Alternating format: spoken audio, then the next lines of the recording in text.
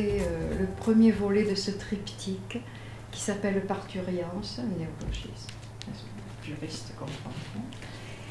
Et voilà, c'est bien quoi.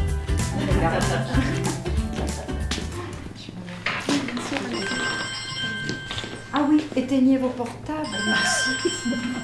S'il vous plaît, j'ai oublié de vous le dire. Pronto? No, non ti posso parlare qua. Non ti sento, prima non ti sento, no, non posso, ci sono gente qua. Sono al teatro, sì. No, non ti, aspetta, non ti sento. Aspetta che prende l'altro telefono. Ah, mannaggia. Pronto? Pronto? No, non ti sento. Brancaleone? Pronto? Ti sento? Sì, ti sento adesso. Ti sento. Ma che ti fici io quando mi guardi così male? Ma che ti fici io che vengo di Campi? Ma se ti fici qualche torto a Muccione, ma fammelo sapere. Perché tu tieni in mano una spada e ti ha dato un pugnale per me mi ammazzi. Ma va. Chi il sangue di un figlio, ormai morto. Se io vuol piangere, piangelo. O se no, ridi. Dai, ridi. Dai. E dai, ridiamo insieme. Ok. E io faccio così, guarda. E tu ridi? Hai visto? Guarda com'è bello. Io faccio così e sarebbe il cavallo. Questo sarebbe il cavallo di Brancaleone. Guarda com'è bello. Guarda quel cavallo. Hai visto? Il cavallo di Brancaleone. E guarda, ippola! Hai visto? Questo sarebbe il cavallo di Brancaleone. Il cavallo di Brancaleone. Ah! Je crois qu'on va garder l'intro comme ça. Hein? Je pense que ça en dit long sur les origines. Oui, je trouve ça pas mal. Et puis pour ce qui est du cheval, pardonnez-moi. Pour ce qui est du cheval, c'est une anecdote d'ailleurs qui s'est passée pas loin d'ici il y a quelques décennies, mais c'est un épisode que je vous raconterai dans un prochain chapitre. Si vous le voulez bien, je reprends ma narration.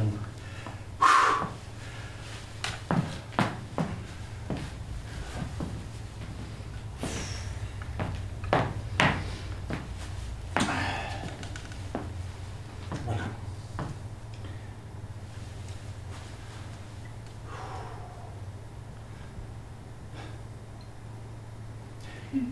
Je m'appelle Olindo, prince de Calabre, fils de Pépine, descendant d'Eleonora Staiti, Staiti vicino a Brancaleone.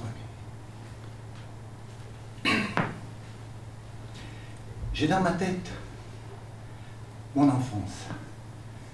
Et j'ai dans ma tête mes parents réfugiés dans le sud de la France, mes parents calabrais réfugiés dans le sud de la France. La France. La France. La France. La France. Vive la France! Vive la France! Regarde-les. Regardons-les, mes 4 frères. Eux sont nés au pays. Et ils sont présents aux côtés de mon père. Pèlerin, pèlerine dans son labeur. Quand tout le matin, je le vois encore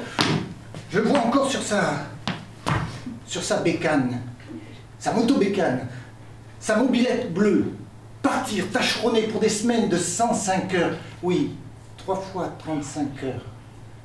Le jour sur l'échafaudage et la nuit dans l'eau, à démanteler des épaves au fond des ports.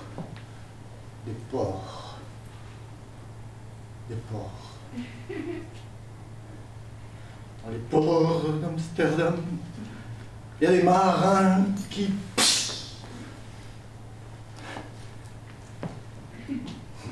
cette drôle de famille que l'on forme. Regardons-la. Des doigts se pointent sur elle, des doigts se pointent sur moi. Alors c'est vrai qu'on n'avait pas très l'air catholique, on ne se brossait pas les dents comme au cinéma. Mais on sentait bon la brillantine. Et quand on sent bon la brillantine, eh bien on n'est pas des bics, on n'est pas des sales polacs, on n'est pas des bâtards, même italiens. Ces doigts qui se pointent sur moi, sur nous, en fait, cela m'a permis de m'interroger sur qui nous étions, et surtout de quelle planète nous étions tombés. Et je compris plus tard qu'on était simplement des Italiotes, dotés, chargés d'une culture patriarcale, archaïque, et je le confesse, assez machiste. Des Italiotes dont les traces restent riches et méritaient d'être exhumées. Mais encore faut-il savoir creuser. Creuser. Et je creusais donc, sans aucun savoir, la farce tragique de mon histoire.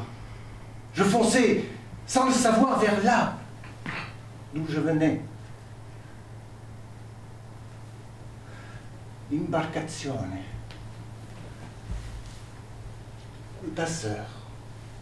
Barca. Penendine. Colazione, niente da mangiare, niente.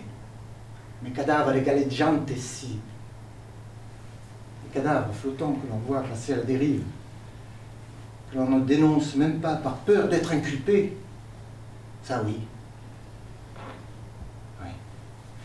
Je trouve ça injuste, comme je trouve injuste d'entendre ses parents se justifier de ne savoir ni lire ni écrire.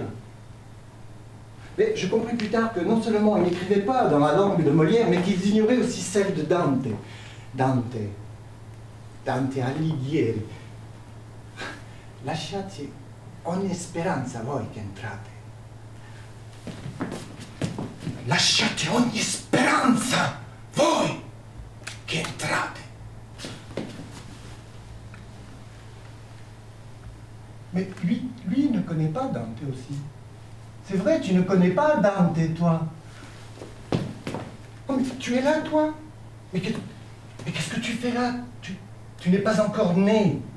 Tu arrives beaucoup plus tard dans cette histoire. Ok, je ne connais pas Dante, mais toi non plus, tu ne peux pas connaître Dante. Maman. Oh, tu es là, toi aussi. Mais tu es morte ou encore vivante? Tu sais, tu ne sais ni lire ni écrire. Je viens de leur dire ici, j'espère que tu m'en voudras pas. Ma non, comment tu veux que je suis... Mais non, lindo, ne t'inquiète pas. C'est pas grave, mais je voulais te dire quand même que Dante, moi, je le connais. Durante, là, c'était uno qui avait travaillé avec les chantiers, sur les chantiers avec ton père. Et je connais aussi, je vais te dire, je connais à Dalida, et je connais aussi Bourbil et Jacques Martin. Et surtout, là, lui, c'est mon préféré. Tu sais, il a les cheveux frisés un peu comme toi, là, il est brave. C'est comme... Michel Drucker. Michel Drucker. Tu sais, il est brave, lui. Tu devrais aller le voir. Je suis sûr qu'il peut faire quelque chose pour toi et que... Ah, s'il te plaît, arrête avec Michel Drucker. Ça suffit, quoi.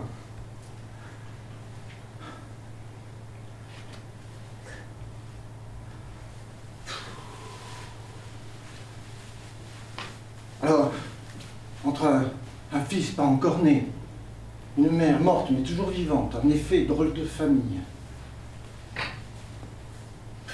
Mais moi, dans tout ça, comment vous annoncer ce que j'ai à vous dire? Vous êtes là parce que vous êtes à la fois mon passé, mon avenir, mais à vous tous. Laissez-moi vous confier quelque chose. Vous êtes sûr d'être bien assis, là?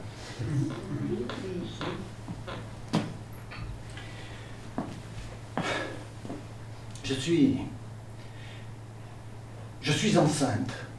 Eh bien oui, enceinte de toi. Oh, la première tentative avait échoué.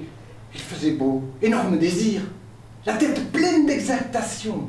L'Italie, le ciel bleu, azzurro, azzurro, azzurro, il cielo blu è troppo azzurro, è lungo per me. Embryon 1, coincé dans la trompe. Retour à Paris.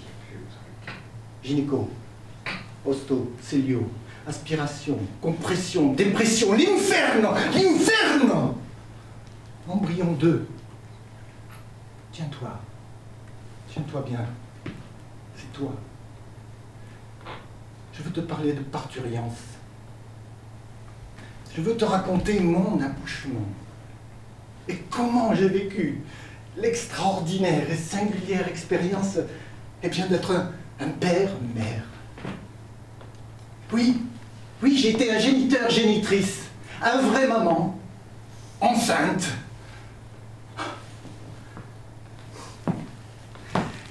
Laissez-moi vous conter ce premier chapitre.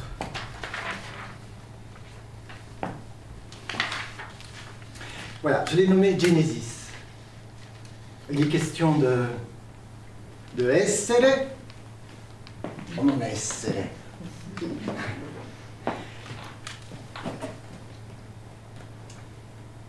Au commencement était le Verbe. Oui, mais quand même, au tout début, bien avant le Verbe, il y a eu la semence, non? Eh oui, des spermatozoïdes par millions, un flot, un torrent, une marée, un tsunami. Et tous vont mourir, sauf un. Toi. Ou toi. Ou toi. Toi. Toi aussi. Enfin, tout au moins une partie de ce qui deviendra. Toi. Pour vous, les messagers de la vie, ça a été le début d'une véritable course éperdue de plusieurs heures vers un rendez-vous galant. Une fabuleuse promesse de vie, la rencontre avec un ovule. Grande navigatore pellegrino che sei, agitant ton flagelle, tu progresses des heures durant, millimètre par millimètre, vague après vague, obstacle après obstacle. Le vagin, tout d'abord, avec son acidité meurtrière. Le passage encombré du col de l'utérus lui-même, un vrai parcours du combattant. Des plus fragiles, les mal formés, les traînards capitulent. D'autres restent piégés ou s'égarent en chemin. Et puis soudain, devant vous, devant toi, sauf deux tunnels, deux voies possibles. Seulement voilà, une seule de ces voies mène à l'ovule. Dans cette course est perdue à la vie. Oui, cette course est perdue à la vie, mais elle ne dépend pas que du hasard. Le hasard, c'est l'errance. Eh bien, moi, je préfère évoquer la question de esse, o non esse. Et puis debout, tel Ulysse, sur le stretto de Messine, de puissants courants freinent votre navigation. Des vagues font onduler un tapis de cils qui ralentissent les progressions. Imagine, vous avez déjà parcouru presque l'équivalent de la distance qui sépare la Terre de la Lune. Et pourtant, l'irrépressible force de la vie vous pousse sans cesse vers l'existence. Soudain là, devant vous, devant toi, tel un astre mystérieux, l'ovule. Il suffit qu'un seul spermatozoïde fusionne avec lui pour que naisse un espoir d'exister. Soudain, l'un d'entre vous, toi, finit par trouver la voie. Ça y est, c'est toi le seul, l'unique. Et aussitôt percé, la carapace durcie, les autres se trouvent devant une barrière infranchissable. Pour eux, l'aventure est terminée. tu continues alors. Et tu libères ton trésor, ton patrimoine génétique, celui de tes aïeux. Et de cette fusion, eh bien, est née une cellule unique au monde. Un rêve d'amour, le fruit d'un désir. Et déjà esquisse de vie, un œuf. Et dès lors alors, tout est déjà écrit. L'œuf que tu es se divise instantanément en 2, puis 4, 8, 16, 32 cellules identiques. Au troisième jour, tu plonges dans une immense grotte. Ah oui, moi je la vois bleue. Elle pourrait être bleue. Elle te sera familière, l'utérus.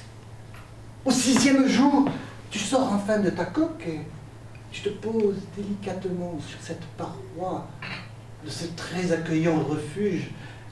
Tu te construis un nid où tu as élu domicile pour longtemps. Oui. Pour longtemps. Oh, mais tu dors. Et toi aussi, là, tu t'assoupis. Non, il faut que vous entendiez, là. Même si vous savez déjà. Je vais garder, hein, ce truc, que le gamin s'endorme. Je crois que c'est pas mal, ça. Ça redonne du rythme. Hein, Salvatore? Ouais. Je pense que c'est bien. Bon. Et on regarde alors, ok. Je vais vous conter le prochain chapitre. Ah! La grossesse. Je l'ai nommé la grossesse et en fait, il s'agit de ma grossesse. Oui. En 6e mois, 5e. Peut-être de 4e. Ben oui, 4e déjà. Des toubibs avaient trouvé un moyen de communication. L'aptonomie. Alors, aptonomie. Aptonomie, pour moi, c'était apte, le Vaucluse, le Luberon, je suis né. Mais après, j'ai su apto, du latin, du grec, toucher, être avec l'autre, ressenti, noni, nomos, loi, mesure. Eh bien moi, mes mains posées sur ce ventre que tu formes, je viens chaque soir, à heure précise, toquer à ta paroi. Oh, sans trop y croire au début. Et puis un soir, oh pétard, voilà que tu me réponds. Du pied, du coude, du genou. C'est toi? Tu es là? C'est bien toi? C'est toi? C'est l'italien. Est-ce qu'il y a quelqu'un? Est-ce qu'il y a quelqu'une? Oui, c'est toi. Oh, c'est toi. À demain. Ouais. Chez Laurence, coin. Rue de la Roquette. Oui, rue de la Roquette. Eh bien, j'apprends. J'apprends à oublier mes peurs. L'autonomie, c'est un langage. C'est physique. Eh bien, j'apprends vite. Je soulage le corps de la mère et il y a amour dans mes gestes pour les deux. Et ensemble, nous aménageons ta cabane. Tu as apprivoisé ma voix. Tu as apprivoisé mes mains. Grâce à ces échanges, tu pivotais complice d'un côté vers un autre. Ensemble, nous réaménagions ta grotte bleue de Tibère. Tous trois là, réunis, moi je n'étais plus seul. Tu vis? Ouais. Tu vis. Et tu dors aussi. Encore. Il dort. Cette fois-ci, il dort. On va le laisser dormir. Parce que le chapitre qui suit, les images qui sont évoquées ne sont pas en noir et blanc. Je l'ai nommé ce chapitre l'accouchement du mois de mai. J'aurais pu aussi le nommer le temps des cerises.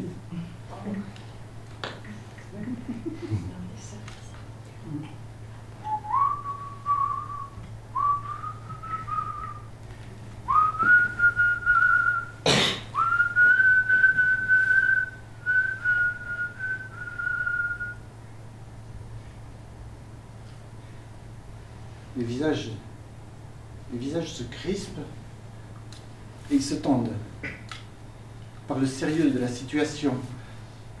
Tu ne bouges que rarement et puis d'un coup plus rien. Tu es mort? Tu es vivant? Moi je te veux vivant. Angoisse. Hosto, vite. Surtout n'abandonne pas. N'abandonne jamais.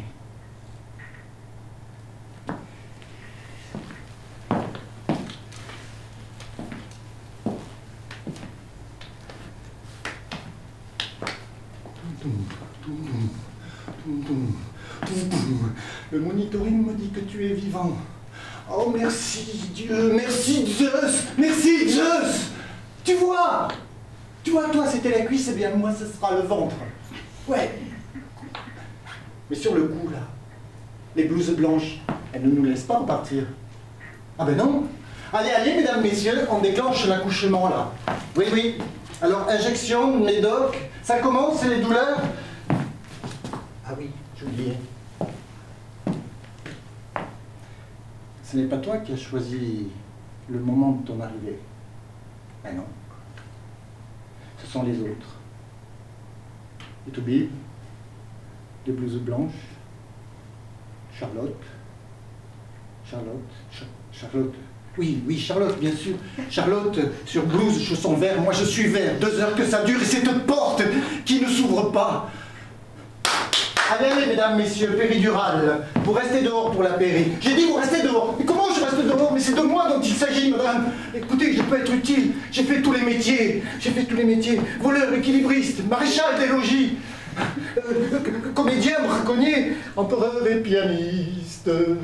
Aprimi la porta, che non ne posso proprio più. Et puis on pousse. C'est lourd. Ça roule. On vautre un corps sur une table. Le temps est compté. Compté. Pas compté. Le col? Quoi? Hein? Ben oui, ça va mieux. Plus ouvert à présent, mais pas assez encore. Oh. Oh. J'aperçois des cheveux. Oh. Attention, attention à Fontanelle.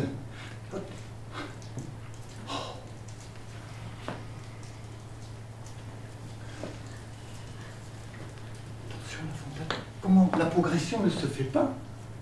On appelle un toubib. Ciseaux? Comment? Quoi ciseaux? Épisio? Épisiotomie? Encore ce grec? Oh! Et puis, on pousse. J'ai l'impression d'être plus actif, j'en ai mal au bide. Oh! Une énorme poubelle est là, dessous, avec de grosses poignées, une poubelle verte. C'est énorme. Non, attendez, j'hallucine là. Ce n'est pas pour mon petit quand même. Il risque de tomber dedans.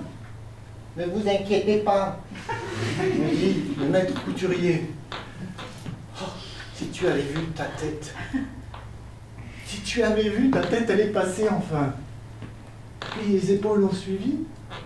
Et tout encore a glissé. Je te retiens. Et c'est à ce moment-là que l'on s'est regardé. On se connaissait déjà. Oh, je me suis vu, moi, dans mes premiers instants de vie. C'était toi qui étais là, face à moi. Ou c'était moi qui me trouvais? Je ne savais plus qui était qui. J'étais troublé. Oh, j'en deviens bourdon, je me reprends. On se regarde de nouveau. Allez, je cherche à te nommer, c'est toi. Ce sera toi. Mais qu'est-ce qu'il y a encore? Tu es rattaché par un cordon, c'est énorme. Oh, c'est visqueux. On me donne des ciseaux. Encore des ciseaux. Et quick. Ce bruit de cisaille dans la chair humaine. Je te dépose sur le ventre qui t'a abrité. Et le toubib me fait signe.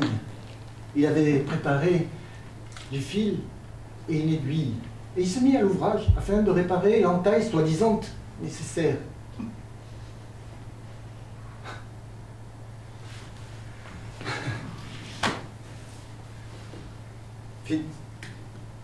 Finalement, j'en retiens que le bonheur, ça épuise. Moi, je ne le savais pas. nous veillerons cette nuit et les nuits suivantes. Ces 3 premières années de notre existence sont primordiales. Tu m'as offert une chance, eh bien je l'ai saisie. Et il était temps. Construction, les chantiers, ça me connaît. Je suis maçon, tout comme mon père. Mais j'ai payé le prix fort. Et oui, ça a eu un certain prix, ça en valait la peine, mais j'ai payé le prix fort.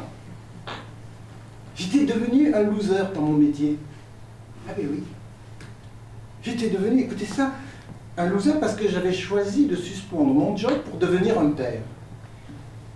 Non mais à ce compte-là, si toutes les femmes, si toutes les mères sont des losers, ben non. Moi je les vois debout, offensives. Tout comme toi, maman. Fragile, forte, mais debout. Hein? Tu ne dis rien.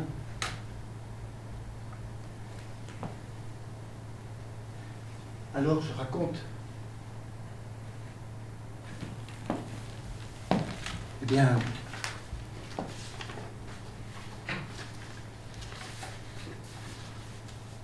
je sors de ma nuit.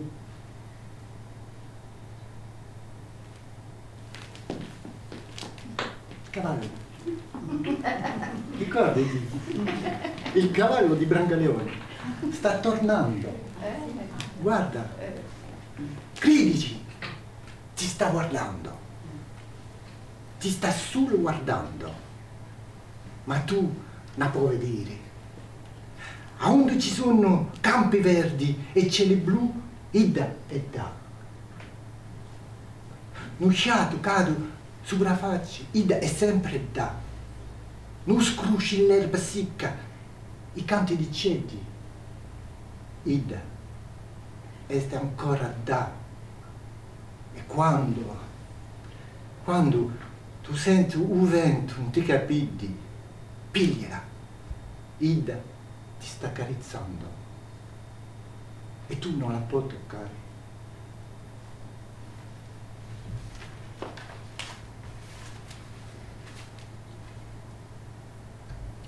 Il me reste à vous remercier.